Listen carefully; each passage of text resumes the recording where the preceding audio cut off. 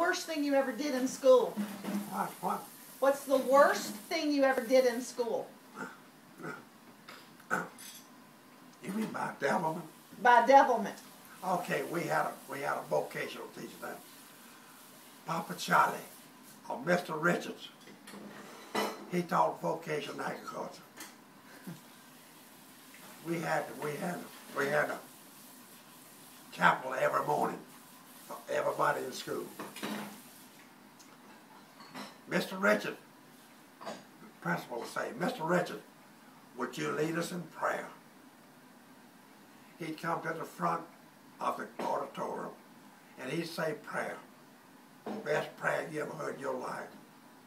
Every day. Okay. He taught me vocational agriculture along with the other boys.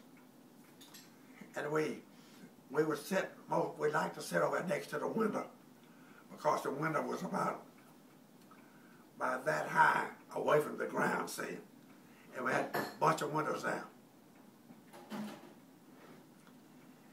He would get to talking about, and he would always write on the board over there with his back to the window. Well, we had outdoor toilets at school. So anyway, while he was writing, or anyway, in his class, you didn't ever have to ask him. You didn't say, may I go to the toilet? You'd say, Mr. Richards, may I be excused? So we thought when you had to be excused, you had to go to the toilet, say. Well, you could go to the toilet, but he never would let but one at a time go, see. So you had to wait till the other one got back before you could go.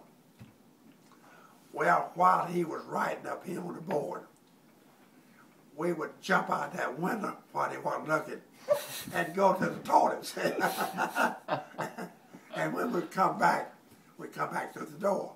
He thought we was next would come back, see. So, that's the worst thing you did? That's the worst thing you did in school? No. That he'll tell you. Now is that the school we saw the concrete pad today? Huh? Is that the high school we saw today, the concrete pad? Was that a different school? What? Is that the school that you showed us where it was today? Right, yeah. Yeah, okay. So Katie did far worse. Katie would skip school. The school had probably about 15 or 20 acres of land, see. And the boys' toilet was located down yonder, and the girls' toilet was located down yonder, see. And boys always get in fights, and they always they would fight in the toilet, see. Because they didn't want the teachers to see them fighting, and I say. Okay. So, I remember one time, old Runt Rogers and Oliver Burford got in a fight. Wait. Say the two names again. Who? Huh? Runt Rogers. And who? Oliver Burford. Okay. And they fought 2 or 3 days at lunchtime down there until Runt Rogers finally beat the stew out of him. But anyway, another fight that got down there. Bill, let me say something. Another fight that got down Wait there. a minute, Bill, let me say something. We went to Sunday school and church last Sunday. Yeah. We went to the dinner at the church, at the hospital, and Rogers, what was his name? Billy Rogers? Billy Rogers, yeah. His wife sat with us. Mary. And Bill said something to Billy about how you doing. Somehow Rogers said something about his nose had been broken twice. And Bill said, yeah, y'all used to fight a lot at school. And Bill got him kind of drug out about those fights at school, and that's what we're talking about now. And old Billy showed me, he's got an eagle beak up here. He said, you see that nose? He said, I broke it fighting. Old boy broke his nose, and it's eagle beak now. It comes out here like this, then it starts right, goes down. That's where he broke broke his nose fighting. So Runt Rogers wasn't so much of a runt, was he? Okay, I was going to tell you about it. Do you remember the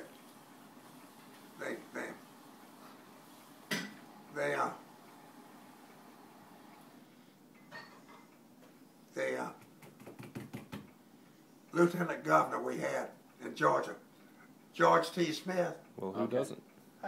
Really, his name was not George T. It was Thornwell. Anyway, Thornwell had a brother named Pat. Well, Pat and old Kermit Harmon got in a fight. And the boys taught it down there. Thornwell was down there too. So he was kind of refereeing the fight, see, between his brother and Kermit. Kermit wasn't near as tall as Pat. But if you've ever seen a boy that could fight, Kermit Harmon beat Pat Smith until Pat, actually, I think he knocked him out. Goodness gracious. Thornwell finally pulled Kermit off and said, he's had enough. Wow. So, but did the teachers not know that they fought there? Surely. I think they figured that they'd said it after a while. Oh. Let them figure it out. Now, Papa, did you ever fight? Did you ever fight? I never did get in a fight. Sure you didn't. No. I was chicken, I guess. You didn't fight over a girl or anything like that? Huh? You didn't fight over a girl? No, I didn't have one sweetheart down there. Okay. You didn't have to. Yeah. I dated one little girl when I was a senior in high school. I didn't date till late in life. Yeah. I dated a girl named Mary Simmons, and she graduated with us. And you know what? Tulane and I have talked about it. And Lamar Shire, Buddy Davis, and Donald Hayes. We're the ones that still left of Hopeland High School. And I graduated class. And you know, when Mary Simmons graduated from high school, and the rest of us went away to the Army and everything, we never have heard what happened to her. Wow. Yeah, we still don't know. Huh. We don't know whether she died young or old or where she lived. Yeah. Well, I don't know. Look, I used to go see her. And when I go to see her, you know what we did on a date?